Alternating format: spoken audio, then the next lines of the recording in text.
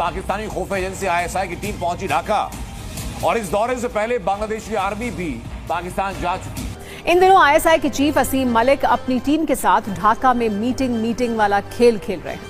Note करने वाली बात यह है कि 1971 के बाद पहली बार ढाका में आईएसआई की एंट्री हुई है। पाकिस्तान प्लस बांग्लादेश और मोहम्मद यूनुस, जिसको अमेरिका ने इंस्टॉल किया था, अब उसे मदद चाहिए पाकिस्तान की।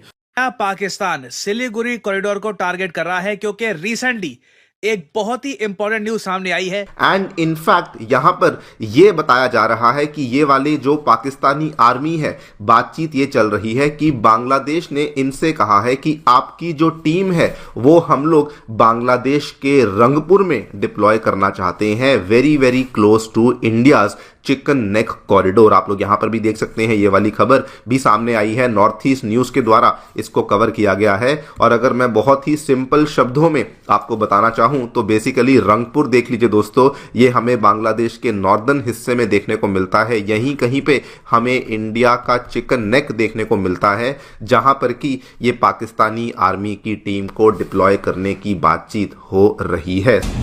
क्योंकि सत्ता संभालने के बाद मोहम्मद यूनुस ने शहबाज शरीफ से 4 महीनों में 3 बार मुलाकात की। हाल ही में बांग्लादेश आर्मी के हाई लेवल डेलीगेशंस ने पाकिस्तान का दौरा किया। अब आईएसआई की हाई लेवल टीम ढाका पहुंची है।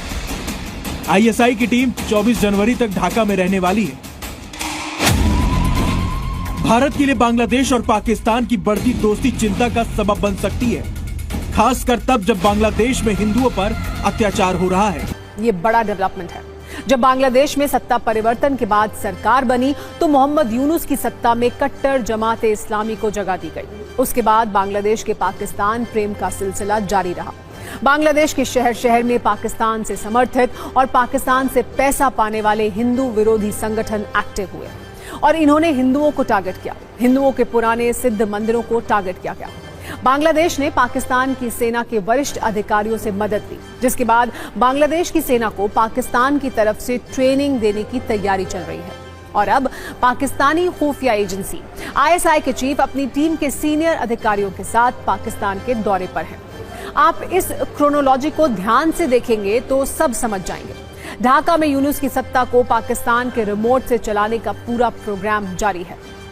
आपको बांग्लादेश के पाकिस्तान प्रेम की पूरी कहानी बताएंगे, भारत की चिंता पर भी चर्चा करेंगे। लेकिन पहले ये जानिए कि इस वक्त बांग्लादेश और पाकिस्तान मिलकर क्या गुल खिला रहे हैं। और पाकिस्तान की आईएसआई की पुरानी हिस्ट्री रही है भारत को डिस्टेबलाइज करने की, भारत को to cut India into 1000 cuts, 1000 cut मारो, ऑपरेशन टोपैक चलाओ, भारत को ब्लीड करो। और मैं आपको आज सारे स्टेट्स में क्या इनके गेम चल रहे हैं और क्यों आईएसआई चीफ चाहता है कि भारत और बांग्लादेश की लड़ाई हो जाए। क्योंकि दोस्तों एक चीज आपको याद रहना चाहिए, अमेरिका तो चाहता था कि भाई मोहम्मद यूनुस आ जाए, नोबेल लॉरेट आ जाए, बुकर वाला आ जाए, कोई भी आ जाए भाई, कोई भी जो पपेट हो वो आ जाए। बट पाकिस्तान ये चाहता था कि किसी भी तरीके से ये जो एंटी पाकिस्तान सेंटिमेंट्स है ना बांग्लादेश में, ये खत्म हो जाए और एंटी इंडिया सेंटिमेंट्स बढ़ जाएं, जिसके कारण बॉर्डर पे इन्फिल्ट्रेशन बढ़े। एक इंग्लिश में कहावत है, let's call a spade a spade. जो बात है वो बात बोलनी चाहिए। अगर पाकिस्तान और बांग्लादेश आपस में इंटेलिजेंस शेयरिंग करेंगे तो ऑब्वियसली वो भूटान या नेपाल के बारे में होगी नहीं, it will be about India. Bangladesh इस वक्त बहुत हॉस्टाइल हो चुका है इंडिया के अगेंस्ट। पाकिस्तान की हिस्ट्री आप सबको पता है।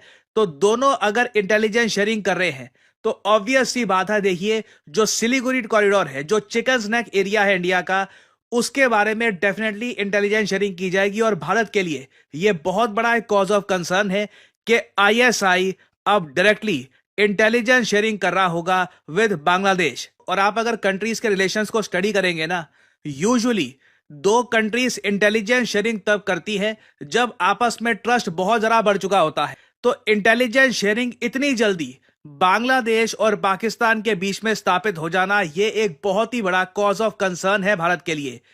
स्पेशली जब मैं कुछ साल पहले देखता हूं ना, जेन्युइनली मुझे यकीन होता नहीं है कि कितनी तेजी से सिचुएशन चेंज हो चुकी है। शेख हसीना के अंडर यही बांग्लादेश था जो यूनाइटेड नेशंस में जाकर डिमांड करता था कि जो ऑपरेशन सर्चलाइट कंडक्ट किया था पाकिस्तानी आर्मी ने इन बांग्लादेश, कई निहत्थे बांग्लादेशियों को मार दिया था, इसको प्रॉपरली एक्सेप्ट करना चाहिए वर्ल्ड कम्युनिटी को और इसको रिकॉग्नाइज करना चाहिए एज 1971 जेनोसाइड। अब यही वो बांग्लादेश है अंडर मोहम्मद यूनुस। मोहम्मद यूनुस एक ऐसे लीडर जिनको किसी ने वोट देकर नहीं चुना, कोई इलेक्टेड लीडर नहीं है ये, मगर इनके अंडर आप कह लीजिए बांग्लादेश की फॉरेन पॉलिसी को एक कंप्लीट 180 डिग्री टर्न दे दिया। अस्सलाम वालेकुम नाज़रीन। ASI chief general Asim Munir के बांग्लादेश के दौरे ने भारत मीडिया में हलचल मचा दी है। भारतीय चैनल्स पर एक तूफान बरपा है कि ऐसा लगता है कि जैसे भारत में ज़लज़ला आ गया और भारतीय एंकर्स चीख चीख के ये दावा कर रहे हैं कि पाकिस्तान और बांग्लादेश के दरमियान जो गहरी साजिश का हिस्सा है जिसका मकसद भारत को कमज़ोर करना है। भारतीय मीडिया ने यहाँ तक कहा है कि बांग्लादेश अब पाक फ़ौज को अपने चिकन नेक यानी कि इलाके में तैनात करने जा रहा है ताकि भारत के ख़िलाफ़ कार्रवाइयाँ की जा सकें। इस खबर ने भारतीय अवाम और सियासतदानों यानी दोनों के होश उड़ाकर रख दिए हैं और वो बांग्लादेश पर इल्ज़ाम लगा रहे हैं कि वो भारत के दुश्मनों के साथ मिलकर एक नया इत्तेहाद तश्कील दे रहे हैं। इस दौरान भारतीय मीडिया मोहम्मद यूनुस को भी निशाना बनाया जा रहा है जो इनके बकौल भारत के सख्त मुखालिफ हैं और भारतीय तजियाकारों का कहना है कि इस इत्तेहाद को मजबूत करेगी और भारत के ख़िलाफ़ बांग्लादेश और पाकिस्तान के ताल्लुक़ को फ़रोग़ देने में अहम किरदार अदा कर रहे हैं। भारतीय एंकर इस बात पर बहुत ज़ोर दे रहे हैं कि बांग्लादेश के ताल्लुकात में तेज़ी से बेहतरी आ रही है और ये सब भारत के ख़िलाफ़ एक बड़ी साजिश का हिस्सा है। भारतीय मीडिया की चीखों से साफ जाहिर है कि इनके असाब पर अतारी है और मज़ीद ये भारतीय तजियाकारों का कहना है कि अगर ये सिलसिला इसी तरह जारी रहा तो बांग्लादेश और पाकिस्तान का इत्तेहाद भारत के लिए ख़तरे की घंटी साबित हो सकता है। इनका दावा है कि बांग्लादेश पाकिस्तान के साथ मिलकर भारत का जो मशरक़ी और मगरबी महाज पर दबाव डालने की तैयारी को कर रहा है जो भारत के दिफाई निज़ाम के लिए तबाहकुन हो सकता है। आखिर में भारतीय मीडिया के चीखे देखकर ऐसा महसूस होता है कि भारत का खौफ अब बेहद बढ़ चुका है। जनरल आसिम मुनीर के दौरे ने न सिर्फ भारत के अंदर हलचल मचाई है बल्कि ये साबित कर दिया है कि पाकिस्तान और बांग्लादेश का इत्तेहाद भारत के लिए एक बहुत बड़ा चैलेंज बनने जा रहा है। भारतीय मीडिया ये पुकार रही है कि इस वीडियो में देखेंगे कि आगे बढ़ने से पहले अगर आपने हमारे चैनल को सब्सक्राइब नहीं किया तो हमारे चैनल को सब्सक्राइब कर लें और साथ ही बेल आइकन बटन को प्रेस कर दें दोस्तों, ताकि आपको हर आने वाली अपडेट से आगाह कर सकें। दोस्तों देखिए बाकी एक वीडियो का हिस्सा जो हमने दिखा रहे थे। सबसे पहले तो पाकिस्तानी आर्मी के जो ISI के चीफ हैं लेफ्टिनेंट जनरल मोहम्मद असीम मलिक ये इस टीम में आए हैं। उसके बाद 2 मेजर जनरल हैं जो कि इस टीम में आए हैं, शाहिद अमीर अफसर एंड जनरल आलम अमीर अवान ये भी पहुंचे हैं और साथ में मोहम्मद उस्मान जतीफ ये भी यहाँ पे ढाका में आप पहुंचे हैं। नाउ बेसिकली जो रिपोर्ट्स सामने आ रही हैं बताया ये जा रहा है कि ये वाली जो टीम है ये एक सीक्रेट विजिट के लिए निकली है टुवर्ड्स बांग्लादेश रंगपुर डिस्ट्रिक्ट जो कि हम सभी जानते हैं इंडिया के चिकन नेक कॉरिडोर के बिल्कुल ही नज़दीक देखने को मिलती है। यहाँ पर आप लोग देखिए चिकन नेक कॉरिडोर दोस्तों वो वाला एरिया है जो कि एक तरीके से इंडिया की जितनी भी स्टेट्स हैं उनको इंडिया की नॉर्थ ईस्टर्न स्टेट्स के साथ कनेक्ट करता है, एक नैरो कॉरिडोर है।